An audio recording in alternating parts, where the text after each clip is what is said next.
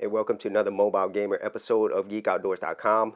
As you can see, this is Space Harrier, 1985. Back then, in the golden ages of arcade gaming, Yu Suzuki and his team, they could really do no wrong.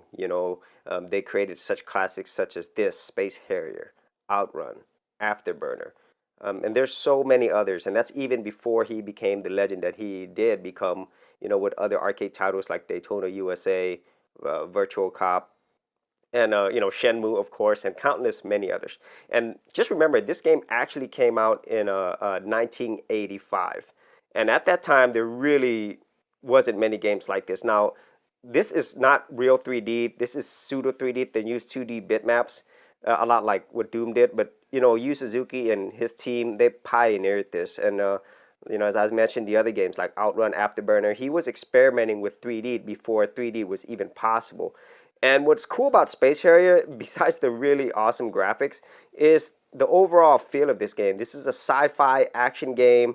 It's really different. It has a real fantasy element, but it was unlike anything I ever played when I saw this at the arcades.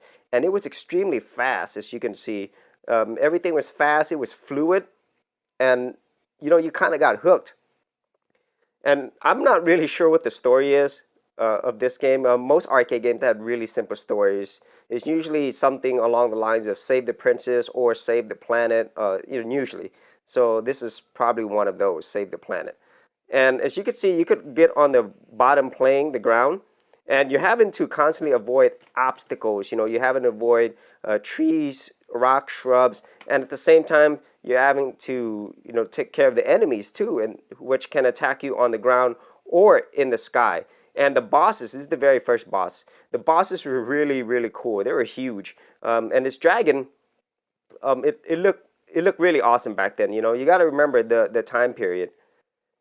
And the controls were fluid. I mean, at no point when you were playing this, you're like, oh man, it's because of the game. No, it was because the controls were just so awesome. And I like the fact that your character, they are constantly in motion, so he is constantly running, flying, and the music on this game, it was great. Unfortunately, I don't have the music on any of my games that I'm playing, but the music was excellent in this game,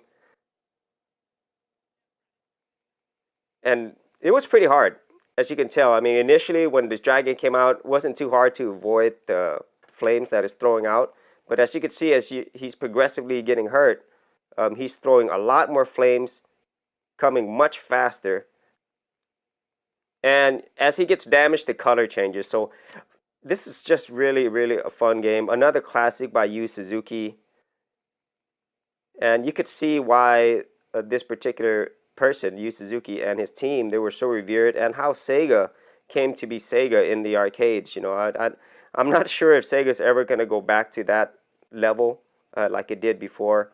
Because I'm always going to remember Sega in two ways. One way is the arcades, and the second way is through the Sega Genesis and the Dreamcast, because those were the ones that I think made the most impact to the whole gaming world. I had the Saturn, but I didn't really enjoy the Saturn that much. Oh man, so it doesn't look like I'm going to be able to beat this dragon, but you get the idea. This is a really, really fun game. It's a classic. It's one game that I think anybody who enjoys video games will remember. And if you have not played it, definitely try to find this somewhere, Space Harrier. I mean, obviously the best way to play any of these classics is in an arcade, which are pretty rare. Thanks for watching. We'll see you on another Mobile Gamer episode. Thanks for checking out this episode. And as always, if you like these videos, be sure to click on the subscribe button. And for full written content, audio content, and additional geek stuff, head over to geekoutdoors.com, and I'll see you outdoors on the very next episode.